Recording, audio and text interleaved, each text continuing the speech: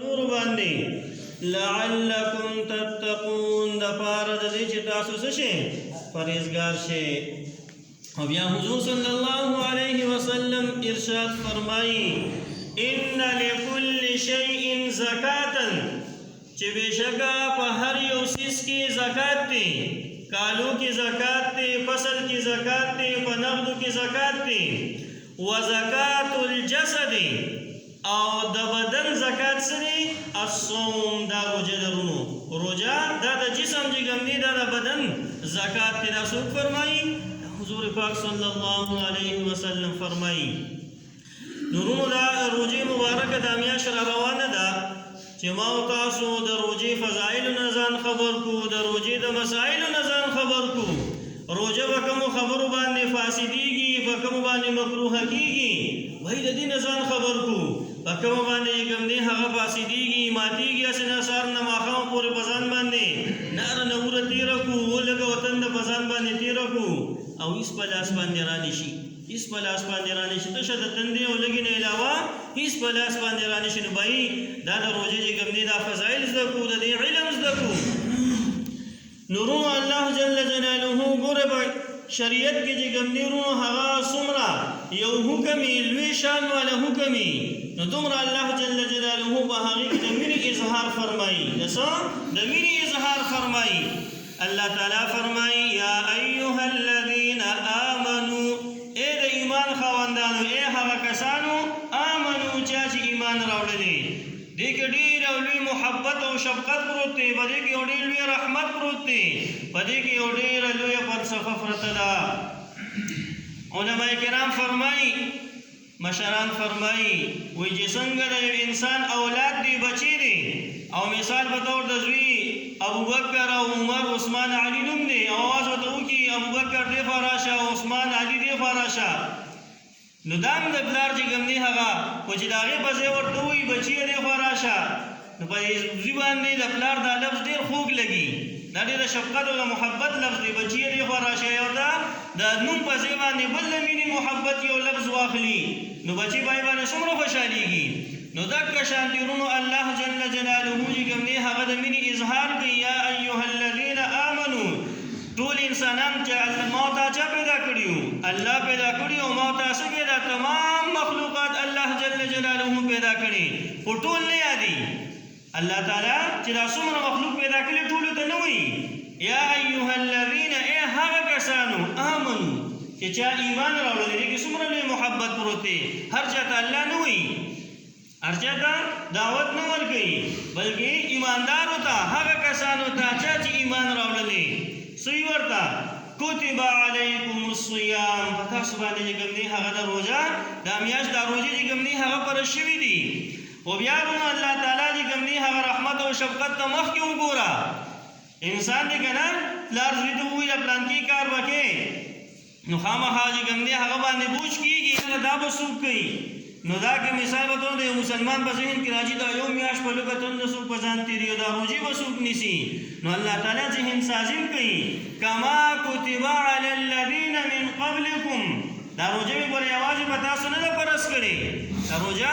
الله جل جلاله فرمایي یوازې په تاسو باندې فرض نه ده،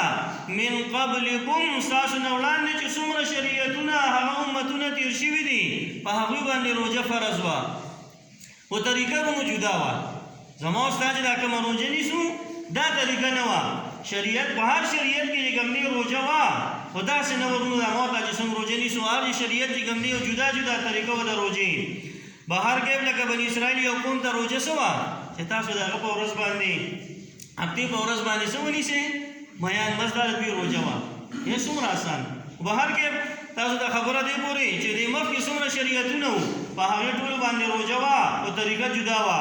بهر کې الله جل جلاله ارشاد فرمایي چې دا روزه مې یوازې په تاسو باندې نه ده فرض کړې، بلکې ستاسو نه وړاندې چې څومره شریعتونه تېر شوي من قبلکم په هغوی هم دا روزه فرض وه،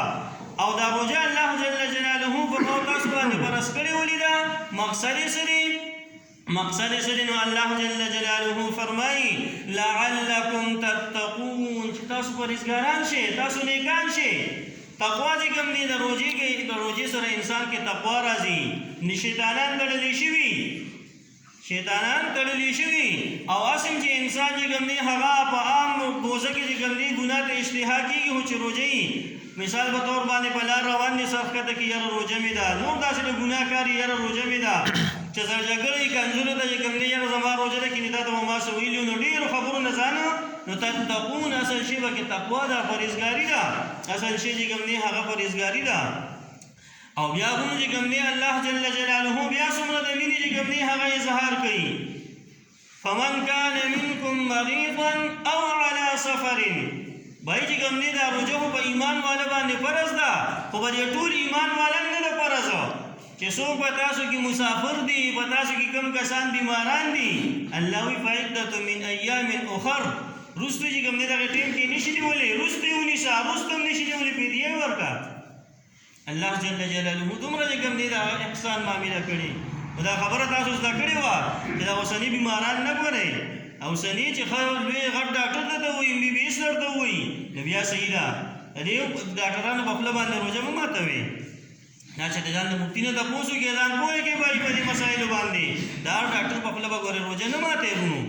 نو بهر کې ورونو الله جل جلاله د احسان بیا د احسان معامله وکړله چې الله تعالی په مؤمنانو باندې روژه فرض کړله او په مؤمنانو کې چې بیا څوک په سفر باندې دي مسافر دي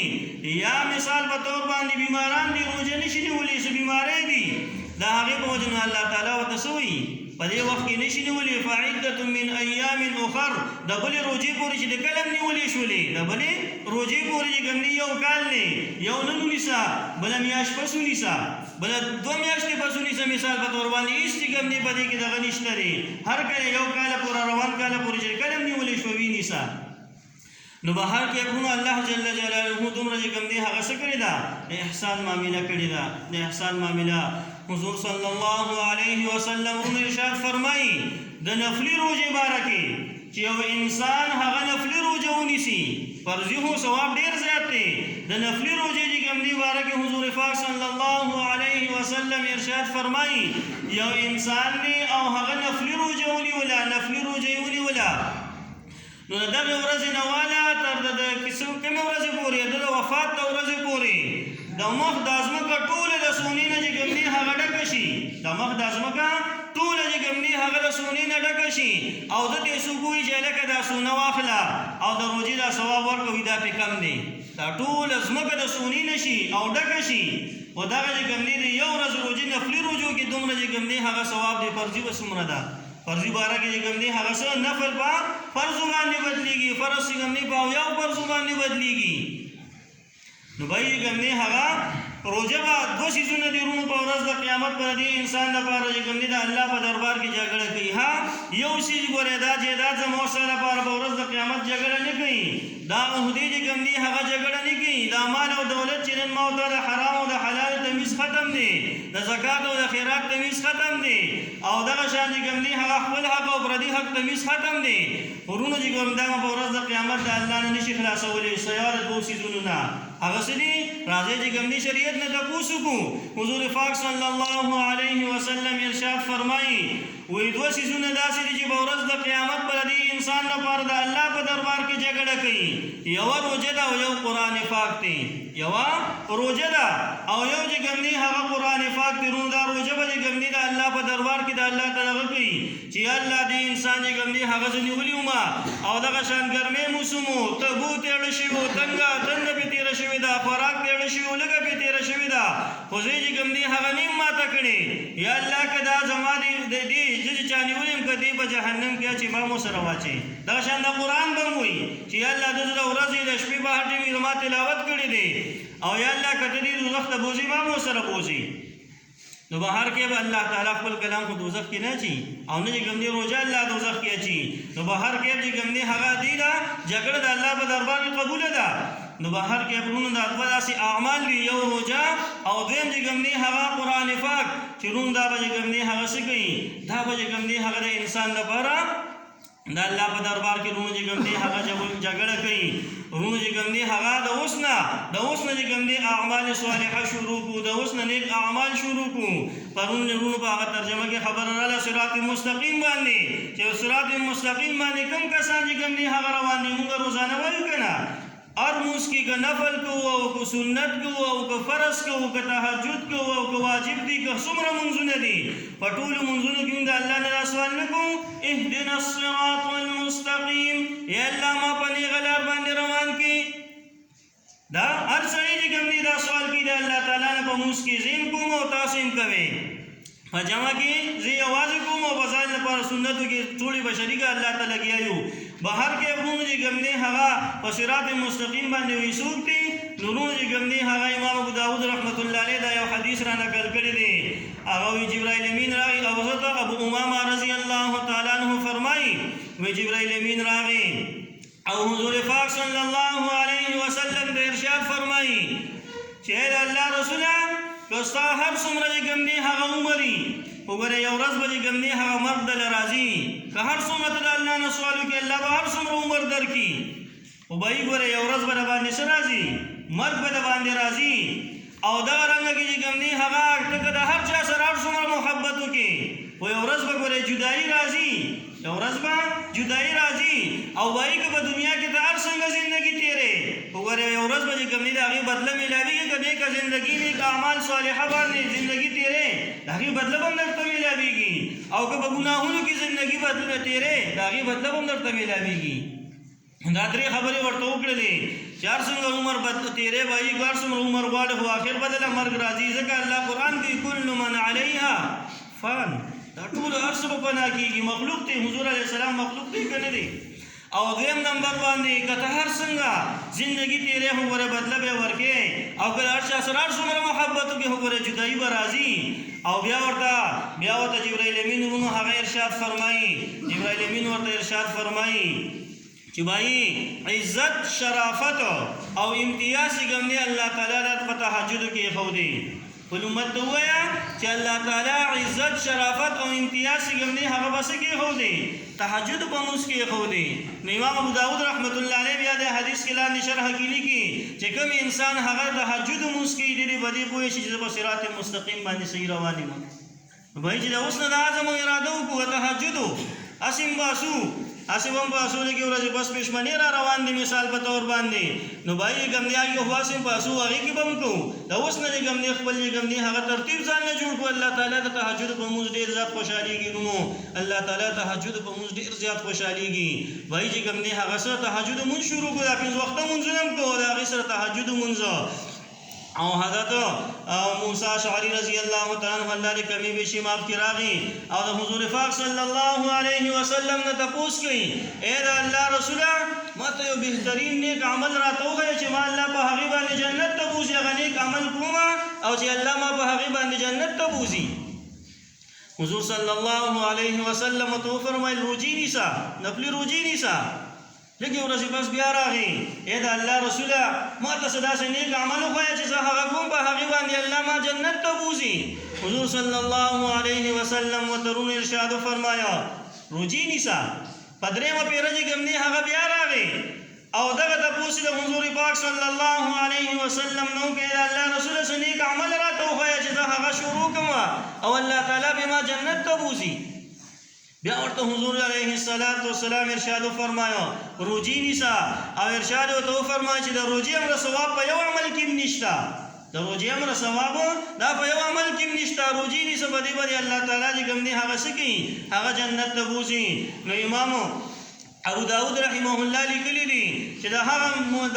دغه صحابي ابو موسی اشعری رضی الله تعالی عنہ په کور کې بیا د ورځې اور نه دی بل شوی د دې نه پس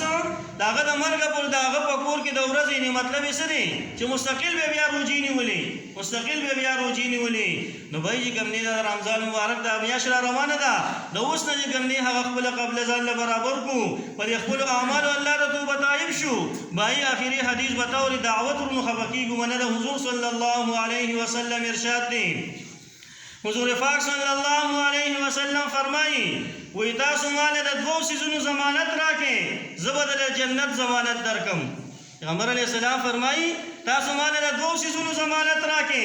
زه به د جنت ضمانت درکم په خپله ذمهوارۍ به مې چې کوم دی هغه جنت ته بوځم دا څوک فرمایي حضور پاک صلی الله علیه وسلم فرمایي کوم دوه څیزونه دي یو د دواړو جامو په میاس کې د عجیبه یادي